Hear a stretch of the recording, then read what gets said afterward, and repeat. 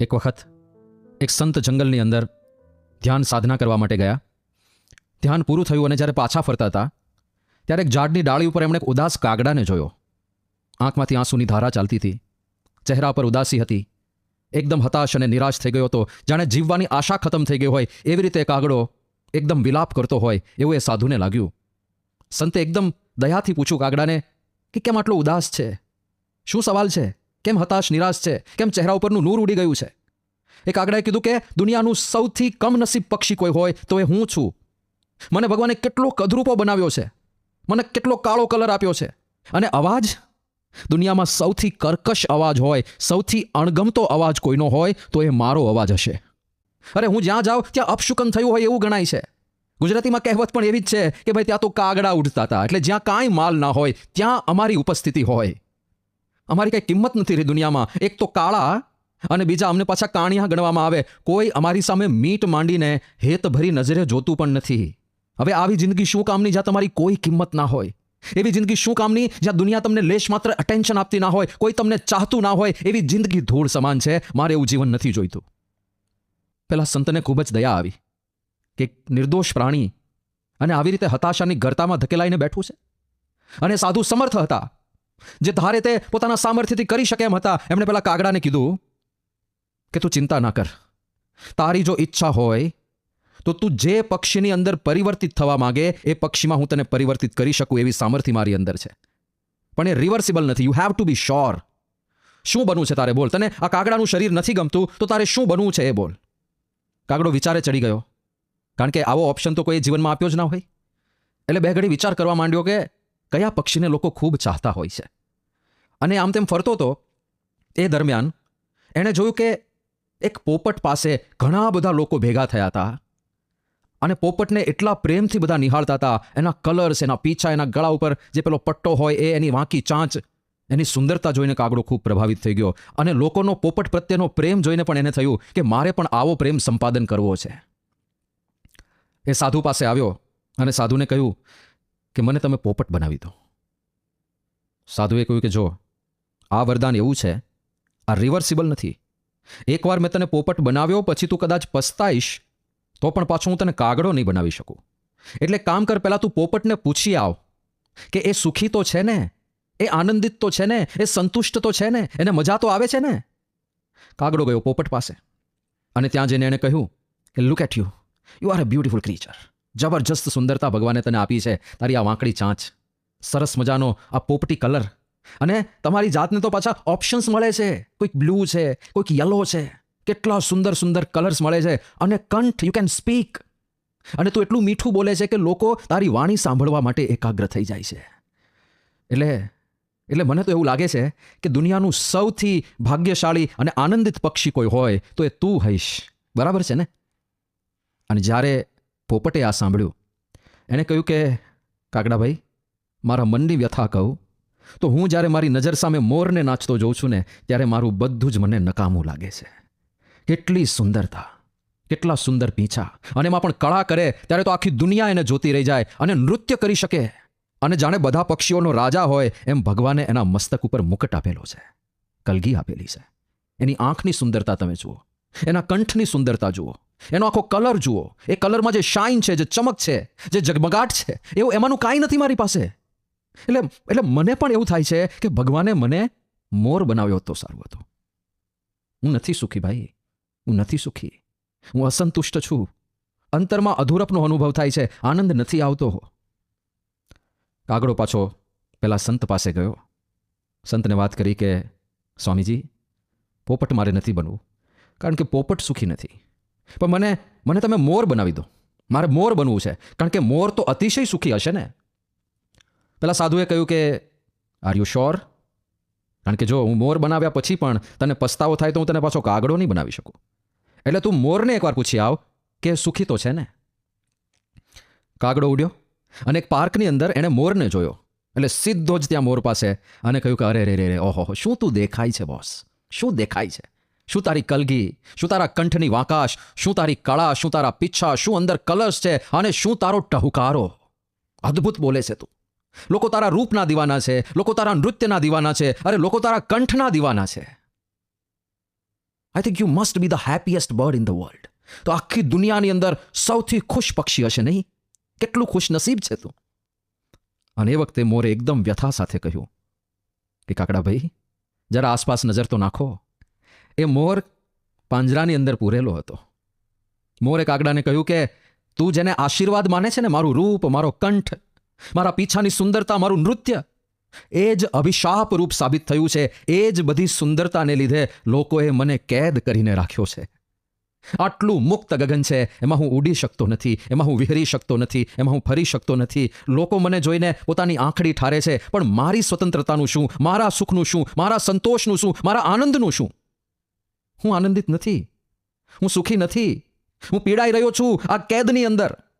કાગડાએ કહ્યું કે એ તો તમે પકડાઈ ગયા અને પાંજરામાં પુરાઈ ગયા એટલે ને. બહાર જે મુક્ત મોર ફરે છે એ તો કેટલા આનંદિત હશે. ત્યારે પેલા મોરે કહ્યું કે ભ્રમ છે કાગડાભાઈ, ભ્રમ છે તમારો. અમારું રૂપ આશીર્વાદ નથી, અભિશાપ છે. અમારા રૂપ માટે થઈને, આ સુંદર પીંછા માટે થઈને લોકો અમારા શિકાર કરે છે. અમે જીવતા હોઈએ ને અમારા પીંછા ખેંચી લે છે. અને આ પીંછાના ભારને લીધે અમે ઊંચે ઉડી નથી શકતા, અમે ઝડપથી ભાગી નથી શકતા. કૂતરા અને બિલાડા અમને મારી નાખે છે. અમારે સતત ભયમાં જીવવું પડે છે. આ રૂપ નથી ભાઈ, આ અભિશાપ છે. કાગડો વિચારે ચડી ગયો કે તો પછી મારે બનવું શું? કારણ કે પોપટ સુખી નથી, મોર સુખી નથી, જે આટલા સુંદર છે, જેમના કંઠ આટલા સારા છે, એમાંથી કોઈ સુખી નથી. તો પછી મારે બનવાનું શું? એટલે એને મોરને જ પૂછી લીધું કે મોરભાઈ, તમારું શું માનવું છે? આ દુનિયાનું સૌથી ભાગ્યશાળી પક્ષી કયું હશે? અને એ વખતે મોરે કહ્યું કે કાગડાભાઈ, સાચું કહું, મારી દ્રષ્ટિએ કાગડો એ દુનિયાનું સૌથી ભાગ્યશાળી પક્ષી છે. કે કેમ એવું કહો છો? અરે કે એને ભગવાને કાળો કલર આપ્યો છે અને ભદ્દો કંઠ આપ્યો છે, એટલે એને કોઈ પકડતું નથી, એને કોઈ જોતું નથી, અને એને લીધે એ સ્વતંત્ર છે. એને જ્યાં હરવું ફરવું હોય ત્યાં હરી ફરી શકે, એને જ્યાં ઉડવું હોય ત્યાં ઉડી શકે, એને જ્યાં રહેવું હોય ત્યાં રહી શકે. એ કેટલો સ્વતંત્ર છે. મારી દ્રષ્ટિએ દુનિયાનું સૌથી લકી અને સૌથી સુખી કોઈ પક્ષી હોય તો એ કાગડો જ છે. અને આ સાંભળીને કાગડો ઉડીને સીધો જ સાધુ પાસે ગયો કે મહાત્માજી, તમારો ખૂબ ખૂબ આભાર, પણ મારે નથી પોપટ બનવું, નથી મોર બનવું. હું જે છું એ બરાબર જ છે. સંતને આશ્ચર્ય થયું કે શું થયું, કેમ આમૂલ પરિવર્તન થઈ ગયું. ત્યારે કાગડાએ આખી સ્ટોરી કીધી. અને એ વખતે પેલા સંત એવું બોલ્યા કે એક વાત હંમેશા યાદ રાખજે, ક્યારેય બીજાની સાથે સરખામણી કરીને દુઃખી નહીં થતો. આગળ વધવા પ્રયત્ન અવશ્ય કરજે, પણ સાથે સાથે તને ભગવાને શું આપ્યું છે એનો પણ વિચાર કરીને સંતુષ્ટ રહેવાનો પણ પ્રયત્ન કરજે.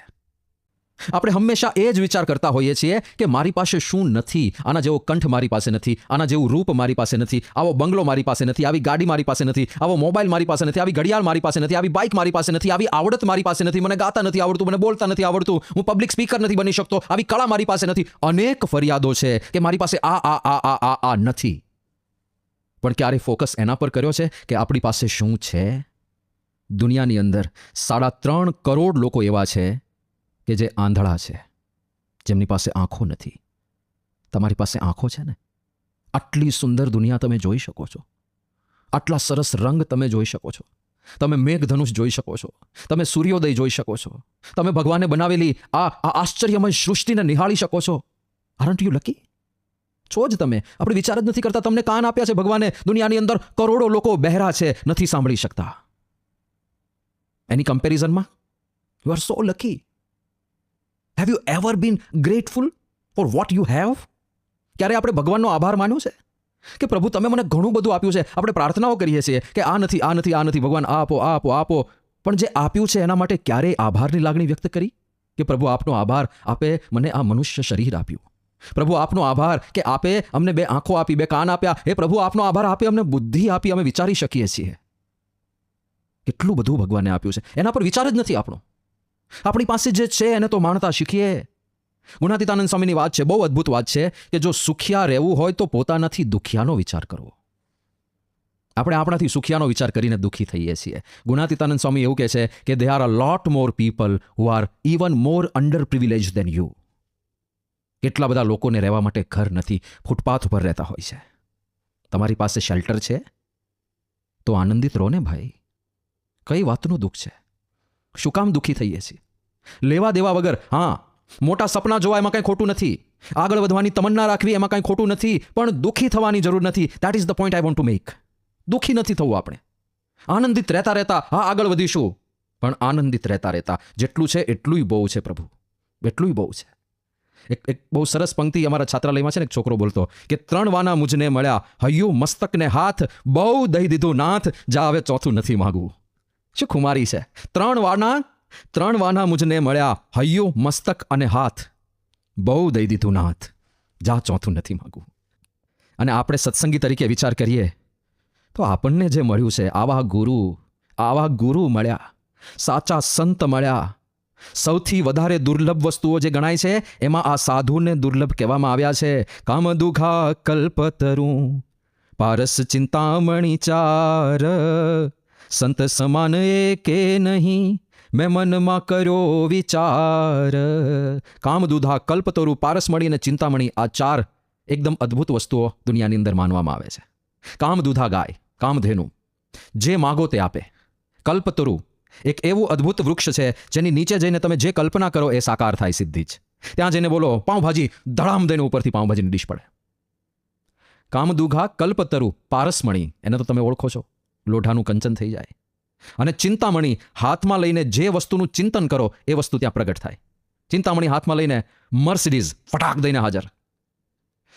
પણ નિષ્કુળાનંદ સ્વામી લખે છે, સંત સમાન એકે નહીં, મેં મનમાં કર્યો વિચાર. આ 4માંથી એક પણ વસ્તુ સંતની તોલે ના આવે. કેમ? અલ્પ સુખ તેમાં રહ્યું, મળી ટળી જાય છે એહ, સંત સેવે સુખ ઉપજે, રહે અખંડ અટળ તેહ. અલ્પ સુખ એમાં રહ્યું. આ બધી વસ્તુમાં પંચ વિષયના સુખ મળશે, અને પંચ વૈષયિક જે સુખ છે એ ક્ષણિક છે, એ નાશવંત છે, એ આગળ જતા દુઃખનું કારણ બને છે. અને અતિશય ભોગવવામાં આવે તો ભોગે રોગ ભયમ, બધા રોગ પણ એમાંથી જ થવાના છે. અલ્પ સુખ એમાં રહ્યું, અલ્પ સુખ. અને સંતોષ વગરનું સુખ. આજે ગમે તેટલું ખાધું હોય, કાલે પાછા ભૂખ્યાના ભૂખ્યા, પાછા અતૃપ્તના અતૃપ્ત, એવાને એવા જ અધૂરા રહીએ છીએ આપણે. પંચ વૈષયિક સુખ ક્યારેય આપણને પૂર્ણતાનો અનુભવ નથી કરાવવાનું. અલ્પ સુખ એમાં રહ્યું, મળી ટળી જાય છે એહ, સંત સેવ્યે સુખ ઉપજે, રહે અખંડ અટળ તેહ. આ સંતના સેવનથી, આ સંતના સમાગમથી એવું સુખ ઉત્પન્ન થવાનું છે કે અખંડ અને અટળ રહે છે. એ સુખનો ક્યારેય નાશ નથી થવાનો. એ બ્રાહ્મી સ્થિતિનું સુખ છે, એ પરમાત્માનો આનંદ છે, એ બ્રહ્માનંદ છે. એ આનંદ અનવધિકાતિશય છે, જેની કોઈ અવધિ નથી. અને એ સુખ આપવા માટેનું માધ્યમ છે આ સાચા સંત, આ સાચા ગુરુ. અને એ આપણને મળ્યા છે. એની સામે 3 લોકની સંપત્તિ ભેગી કરો, એ પણ તણખલા જેવી ભાસવી જોઈએ. શ્રીજી મહારાજે આ વાત કરી છે. ભગવાનના સુખની આગળ અનંત બ્રહ્માંડના વિષય સુખ ભેળા કરો તો એ કોટીમાં ભાગની બરાબર પણ ના થાય. એવું ભગવાનનું અપરિમિત સુખ. અને એની સામે આ વૈષયિક સુખ. હવે એ સુખ આપનારા સંત મળ્યા, એવા સાચા સંત મળ્યા જેમની અંદર સાક્ષાત ભગવાનનો નિવાસ હોય, જેમની આંખમાં જોનારા ભગવાન હોય, જેના પગમાં ચાલનારા ભગવાન હોય, જેની સર્વ ઇન્દ્રિયોમાં ભગવાનનો નિવાસ હોય. એવા સંત આપણને મળ્યા. ઓળખાયા એ બહુ મોટી વાત છે. નથી ઓળખાતા લોકોને, એમનામાં હેત થયું એ બહુ મોટી વાત છે. એ આપણને સાચા લાગે છે, એ આપણને આપણા લાગે છે, કેટલી મોટી વાત છે. કોટી તપ કરીને, કોટી જપ કરીને, કોટી દાન કરીને, કોટી યજ્ઞ કરીને પણ જે ભગવાન અને સંતને પામવા હતા એ આજ આપણને મળ્યા છે. આ નાની સૂની વાત નથી, પણ ત્યાં આપણી દ્રષ્ટિ જ નથી. આપણી દ્રષ્ટિ આપણી પાસે શું નથી, શું અધૂરપ છે, શું મોળપ છે, શું ખામી છે, શું અપૂર્ણતા છે, ત્યાં છે. આપણને પૂર્ણ કરનાર આટલું અદ્ભુત વ્યક્તિત્વ મળ્યું, ત્યાં આપણી નજર નથી જતી. હવે ફોકસ કરીએ. એટલા માટે બાપા વારે વારે કહે છે પ્રાપ્તિનો વિચાર કરો. કોણ છે તમારી પાસે એનો તો વિચાર કરો. શું મળ્યું છે આપણને એનો તો વિચાર કરો. ભરાયેલા રહીશું, 24 કલાક આનંદમાં રહીશું. એવા અદ્ભુત ભગવાન અને સંત મળ્યા છે. આપણા જેવું કોઈ બીજું ભાગ્યશાળી નથી. એ ભાગ્યશાળીપણાનો સતત અનુભવ થશે. અને અનુભવ કરનાર અનેક હરિભક્તોને આપણે જોયા છે. કેટલી વિપરીત પરિસ્થિતિ હોય, કેટલી દુઃખમય પરિસ્થિતિ હોય, શારીરિક યાતનાઓની ચરમસીમા ઉપર બેઠા હોય, અને છતાંય મુખારવિંદ ઉપર આનંદ છલકતો હોય, એવા હરિભક્તોને આપણે નજરે નિહાળ્યા છે. કેમ? એ શેનો આનંદ છે? આ ભગવાન અને સંત મળ્યાનો આનંદ છે. બાકી શારીરિક પરિસ્થિતિ નથી આનંદદાયક, પણ છતાંય પરમાનંદમાં રાચતા હોય એવા હરિભક્તો આપણે જોયા છે. તો આપણી પાસે જે છે વસ્તુ, એનો આનંદ માણતા શીખીએ અને જે મળ્યા છે એને જો રાજી કરી દીધા તો ન્યાલ થઈ ગયા, ધન્ય થઈ ગયા, કૃતાર્થ થઈ ગયા. એ કૃતાર્થપણાનો અનુભવ આપણે કરી શકીએ. એ જ મહારાજ સ્વામીના ચરણોમાં પ્રાર્થના કરીએ. શ્રી સ્વામિનારાયણ ભગવાનની જય.